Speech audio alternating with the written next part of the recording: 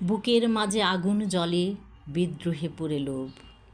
শৃঙ্খল দেখে জেগে ওঠে রক্তের পুরনো ক্ষোভ। কবি শিখিয়েছে মাথা নত নয়, ঝড় হয়ে রুখে দাঁড়াও। অন্যায়ের চোখে চোখ রেখে নিজে সত্যের গান গাও। আমার ভেতরে যেটুকু দ্রোহ, যতটুকু বোধের টান, বিদ্রোহী কবি কাজী নজরুল, সে তোমারই অবদান।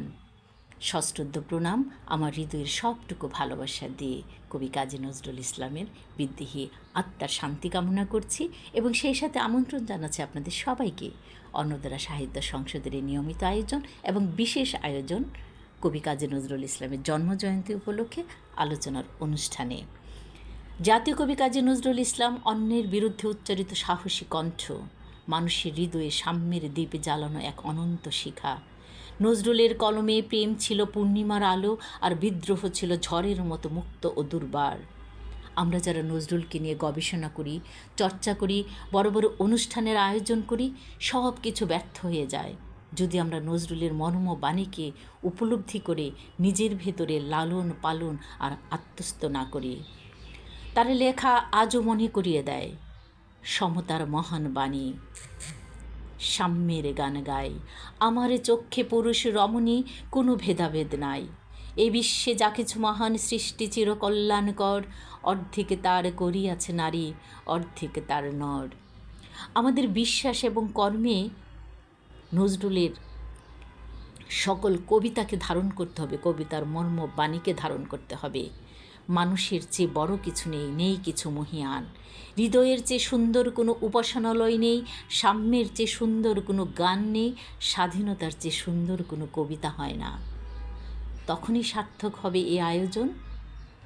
নজরুল মানে শুধু কবিতা নয়, নজরুল মানে শিকল ভাঙার সাহস, ভালোবাসার অমলিন উচ্চারণ আর চিরতরুণ এক আত্মার নাম। দেশকে সবার জন্য বাসযোগ্য করতে হলে নজরুলের তিনটি বাণী আমাদের অন্তরে স্থাপন করতেই হবে: মানবতা, সাম্য ও প্রেম। মানবতা, কারণ মানুষকে ছোট করলে সভ্যতা বড় হয় না। সাম্য, কারণ বৈষম্যের ভিতরে শান্তি জন্মায় না। আর প্রেম, কারণ ঘৃণা কেবল ধ্বংস জানে, নির্মাণ জানে না। তাই আজও ওনার চেতনা আমাদের পথ দেখায়। যতদিন বাংলা ভাষা বেঁচে থাকবে ততদিন প্রিয় নজরুল থাকবেন, কবিতায়, সুরে, চেতনায় এবং প্রতিটি মুক্ত হৃদয়ের স্পন্দনে। আমার আলোচনা এখানে শেষ করছি। যারা এতক্ষণ মনোযোগ দিয়ে আমার আলোচনা শুনলেন, সবাইকে আমন্ত্রণ।